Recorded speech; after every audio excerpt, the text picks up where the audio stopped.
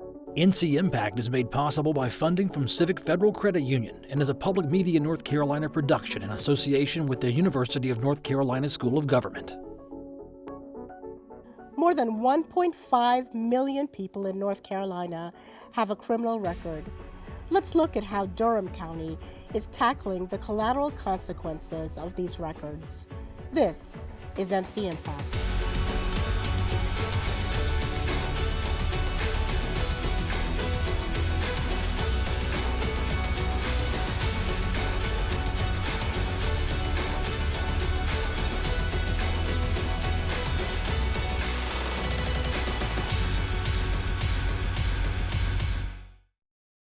I'm Anita Brown Graham.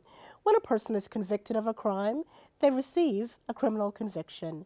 The consequences may follow them long after. Collateral consequences may include obstacles toward getting a job, housing, and transportation.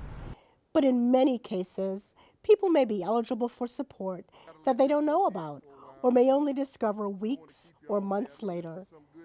ncIMPACT's David HURST looks at the impact of a program in Durham County that is providing relief and an opportunity for a fresh start. We're right here. With 7 children, Sharaka Pettiford spends a lot of time driving her kids around. Basketball games, volleyball games, parent-teacher conferences, and I'm always on the road. I have to drive. I have no choice. Yeah, me too. But up until recently, she didn't have her driver's license. Her license was revoked 12 years ago after she failed to pay a speeding ticket. She couldn't afford to pay the fees from the ticket, and fines started piling up into the thousands of dollars. It's depressing. It puts you in a hole where you don't want to be. It really makes you feel like you can't accomplish things. Now she has her license back and the fines and fees erased thanks to the Durham Expunction and Restoration Program, also known as Dear Durham. In June, when they contacted me and told me that I could come pick up a clean record and it was mine, it was like, it's mine? Yeah, it's mine.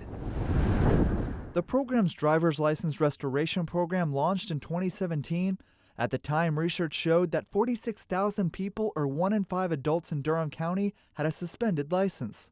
For several years, what we've seen is there's been an incredible increase in court costs. You know, in 1995, the General Court of Justice fee was $41. Now it's $147.50. FTA fee, if you miss court, used to be $50. Now it's $200. And so court experience, they're charged these huge court costs. And so it's usually between $200 and $300 per ticket, for example. And in North Carolina, if you don't pay that ticket in 100 days, you lose your license indefinitely.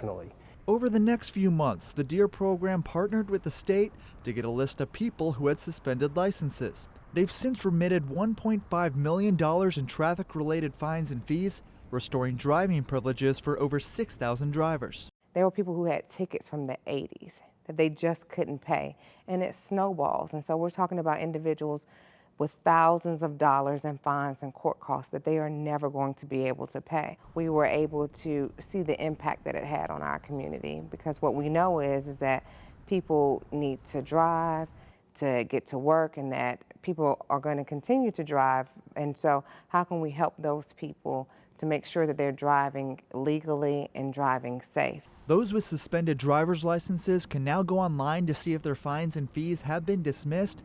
Drivers are not eligible if they have any charges or traffic tickets less than 2 years old, or if they've been charged with a DWI or other high-risk traffic offenses. And so we're talking about people who were just speeding, who couldn't pay the court costs. And we're talking about people who had no insurance, but maybe got insurance later, but weren't able to pay that fine and fee associated with it. And so I think reform comes in is that when we look at the whole is how can we help everybody be better. And so I think this is a good catalyst or a good example of how criminal justice reform is helpful and it benefits the entire community. The program not only offers mass relief for traffic issues, but also for lingering criminal charges. For those who cannot afford legal representation, attorneys for Dear Durham help in expunging criminal records. Many people have been working on expunctions, but what what I did as a judge is I said, let's get all of these people together. And we need to come together instead of working in silos and having a small impact and only helping a small number of individuals. Let's have a cooperation between the court system, the community partners, the law schools, and local government, because Durham City government sponsors this program. And so we were able to expand relief dramatically and help a lot more people. But Judge Maris says right now the challenge is the demand. She says there is not enough staff to keep up with all the expungement requests, so they partner with the law schools at Duke, and here at NC Central, the schools hold expungement clinics to help those in the community. That's the game changer, is that before, people didn't know what to do. They couldn't afford a lawyer to help them fill out the paperwork. They could try to do it on their own, but it's complex. A lot of people don't understand legal terminology. And so now the waiting period before people get these charges off the records has been dramatically reduced. I feel like if I didn't have those resources in place, I wouldn't say that I would go back, but it'll just be a thought, you know, and that's not what I want to do. And so having those resources in place, it makes it a lot easier, and it gives you motivation to keep going. Did they say if it was a... Okay, so... Along with the restored driver's license, Sharaka Pettiford was able to expunge past charges that the state dismissed. It's led to 2 new jobs, and it allows her to focus on her future instead of worrying about her past. To be one of those people that actually have an expunged record, and I can really say that, oh, I can get those jobs now and not have that problem and not second guess myself when I see criminal background check on a job application. It's a relief. How does this program fit into the overall plan of criminal justice reform in this county? So we want to always hold people accountable when they break the law, but we don't believe that you have to be penalized for it forever. We found that, I think the city I-team found that there were 50,000 people in Durham County who had suspended or revoked driver's license. Most of that was based because they had either failed to appear in court or because they had failed to pay fines and fees in court. And the average time that people had not had a license was about 16 years, and we think that's enough. What kind of challenges or difficulties, if any, did you face while trying to implement this program? The real challenge is getting people to understand that we are not giving anything away. People have absolutely served their sentence, so to speak. Being without a driver's license for any amount of time is difficult in a place like Durham where we don't have great mass transit. Being without a driver's license for years means that you are, one, either driving without a license and subjecting yourself to more criminal justice involvement, which we don't want for people, or you're not able to go to work, you're not able to get your kids to school, you're not able to buy groceries, you're not really able to participate fully in the economic life of your community, and that people are driving without insurance, and that keeps all of us unsafe. And so we look at it more as we're just bringing people back into the fold as opposed to giving things away. How important is the collaboration piece? Without the help of our nonprofit and government partners in DEER, we wouldn't be able to get all of those motions ready for the court. We wouldn't be able to get them into court. What do you kind of foresee in the future when it comes to this program and its future impact? So we still have a long way to go. But what we hope it means is that everybody who has a finer fee or hasn't appeared in court and has those penalties in Durham County is able to get those relieved, that they're able to get new driver's licenses, they're able to get insurance, and they're able to be out participating in our booming city. At 34 years old, Chuck Manning was facing decades in prison after an attempted murder charge. I really at first thought it was basically over for me. I thought I would spend that 26 and a half years from 34 behind bars, and I would never see my kids again. But I did make a promise to God while I was in there, if you allow me to get out of this situation, I will do everything in my power not to return. Manning ended up taking a plea deal. He spent 14 months in prison and has never been back. But after his release in 2015, he faced a new challenge. No one would hire him because of his criminal record.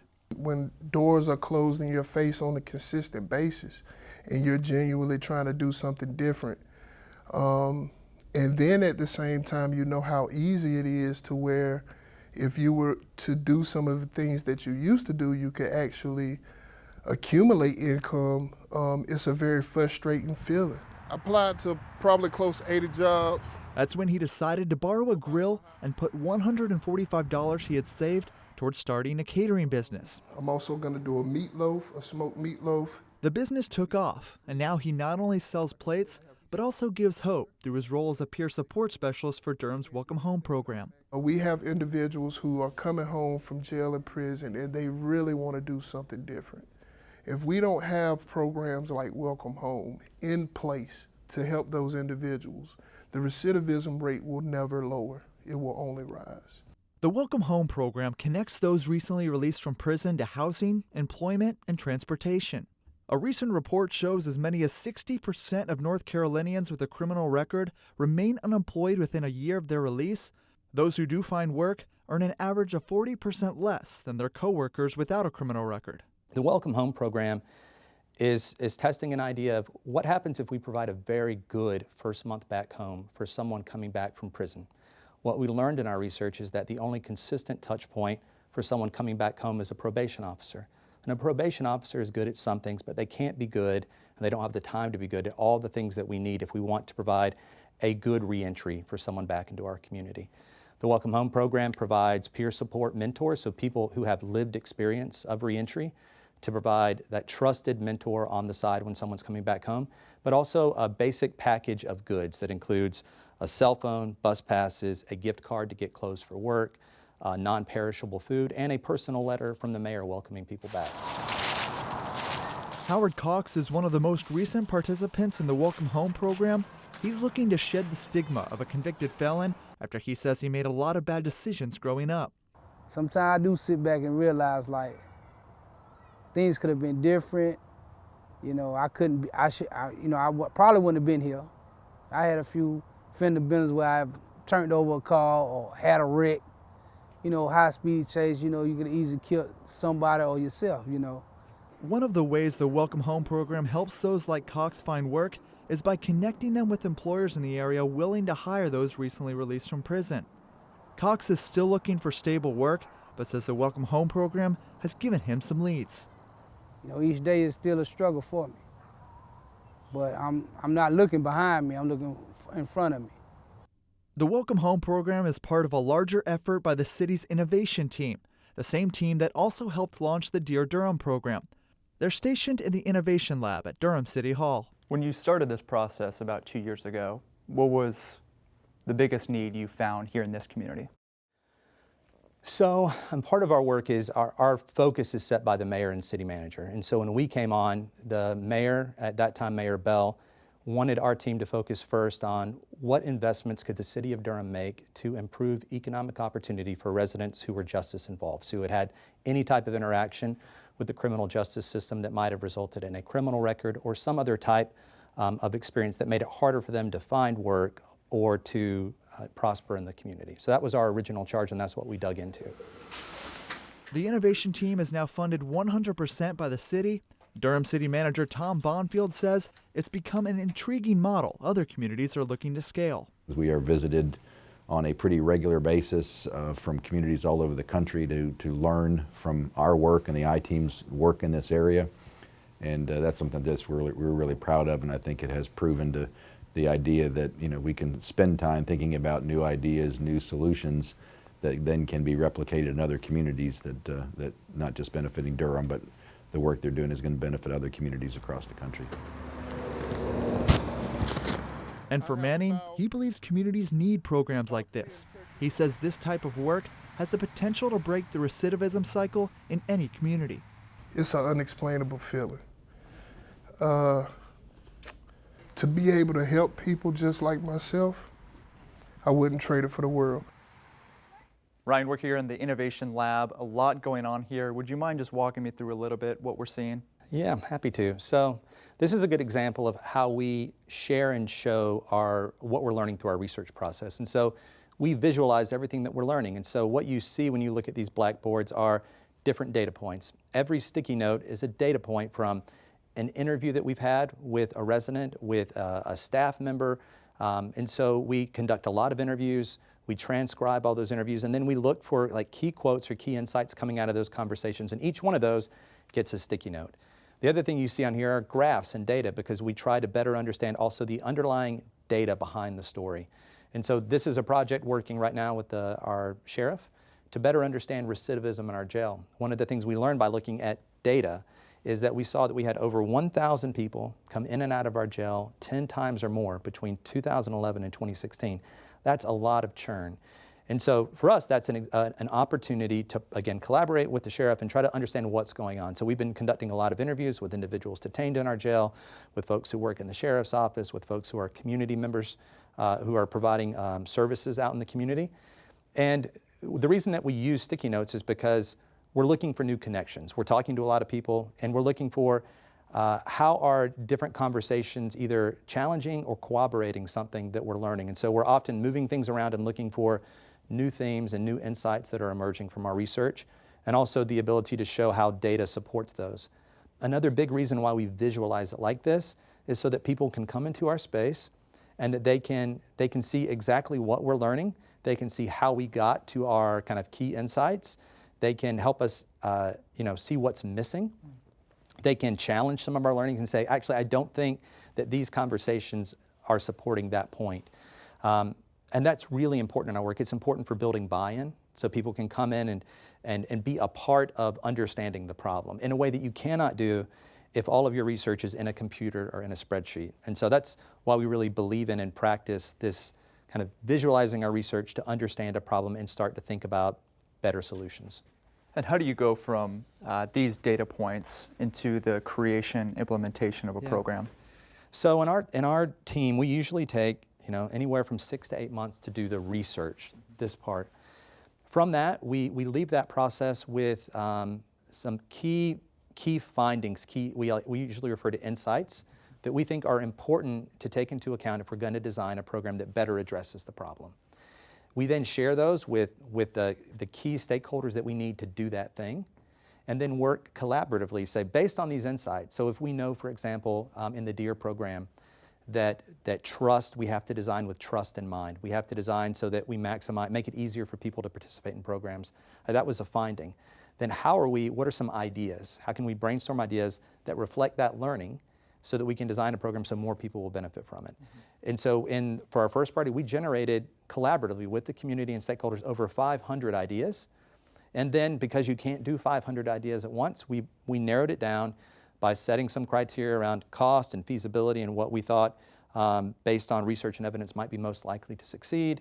What we thought we could work at the scale that was necessary for the problem, narrowed that down into 3 things that we wanted to start with. And that's, the DEAR program here and the Welcome Home program are examples of things that we then narrowed those ideas down and then built collaborative teams to say, all right, how do we design the nuts and bolts of this and work to implement it?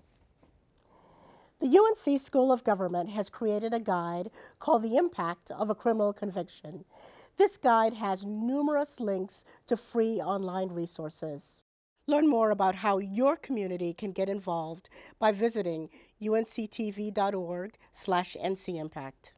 Coming up on ncIMPACT. Back in the day, I was a fat, frustrated little fella and didn't know how to really handle my anger. Over 13% of North Carolina youth aren't in school, don't have a job, and have no real network of support.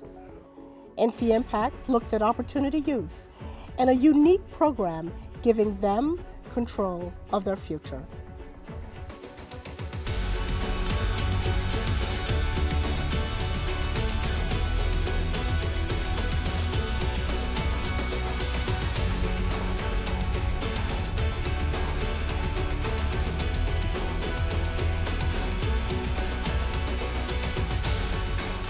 ncIMPACT is made possible by funding from Civic Federal Credit Union and is a public media North Carolina production in association with the University of North Carolina School of Government.